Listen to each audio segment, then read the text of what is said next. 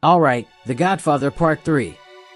Now, this one is a bit of a wild ride, especially compared to the first two, but it's still packed with drama, betrayal, and all that classic Godfather intensity. Let me take you through it. We pick up with Michael Corleone, Al Pacino, who's now older and tired of all the bloodshed and crime. He's been trying to make the Corleone family legitimate, but, as you'd expect, that's easier said than done. The movie kicks off with Michael getting this prestigious award from the Catholic Church. He's trying to show the world, and himself, that he's finally left the mafia life behind. But, of course, the underworld isn't done with him yet.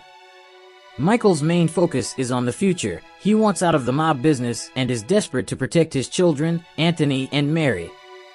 Anthony wants to become an opera singer, not a gangster, much to Michael's relief, while Mary, played by Sofia Coppola, is more involved with the family business, although Michael tries to shield her from it. But things get really messy when Michael's nephew, Vincent Mancini, Andy Garcia, shows up. Vincent is Sonny's illegitimate son, and he's got all of Sonny's temper and none of Michael's cool-headedness. There's an immediate tension, but Michael starts to see Vincent as the heir he never had, someone who can take over if Michael ever gets out. While Michael is making moves to go legit, he's also trying to buy his way into the Vatican's finances. Yep, you read that right, the church is corrupt in this one, and Michael's deal is tied up with shady bankers and powerful cardinals. It's all about gaining control of a European company called Immobilier. This whole plot with the Vatican adds a layer of politics and religion that feels more complex and high-stakes than the street-level crime of the earlier movies. Meanwhile, Vincent's got his own problems. He's having a secret relationship with Mary, which is super awkward because, you know, they're first cousins. Michael's not thrilled about that, but he's got bigger things to worry about, like how the old mob families are still trying to pull him back in. There's this guy, Don Altobello, Eli Wallach, an old friend of Michael's, who's actually scheming to take him down. Vincent's ready to deal with this violence the old-fashioned way, with guns blazing, but Michael's trying to be diplomatic. That's the tension between them. Vincent is all fire and instinct, while Michael wants peace but can't escape the violence.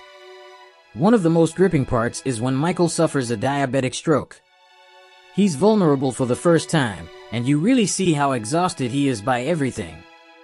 There's this incredible scene where he confesses to Cardinal Lamberto, who becomes Pope John Paul I, about having his brother Fredo killed in The Godfather Part II. Michael's haunted by his sins, and you see just how much they've eaten away at him. He's not the cool, calculating Don we saw in the earlier films. He's a broken man, seeking redemption, but knowing he may never find it. Things spiral out of control when Michael realizes that Altobello and other mob bosses are planning to kill him. It all comes to a head during this massive performance of Cavalleria Rusticana at the opera, where Michael's son Anthony is singing. While the opera plays out, there's a series of brutal killings, classic Godfather style, with tension building in the background. Vincent, who's now taken over as the new Don, orchestrates these hits, showing that he's fully embraced the violent legacy of the Corleone family. But the most heartbreaking moment comes at the end.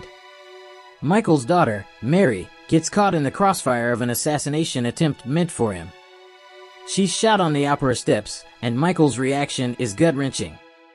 He doesn't say anything, he just lets out this silent, agonized scream, cradling her in his arms. This is the moment that seals Michael's fate. He's lost everything he ever cared about, and it's the ultimate consequence of his life of crime. In the final scene, we see Michael years later, sitting alone in Sicily. He's completely isolated, haunted by his past, and then, he just slumps over and dies quietly. It's a tragic end for a character who once seemed invincible. Michael Corleone, the man who once controlled everything, dies utterly alone, a victim of his own choices. So yeah, The Godfather Part III isn't as universally loved as the first two, but it's still a powerful story about regret, redemption, and the impossible task of escaping the past. Michael's journey from ruthless Don to a man seeking peace but losing everything along the way is a fitting, if painful, conclusion to the saga.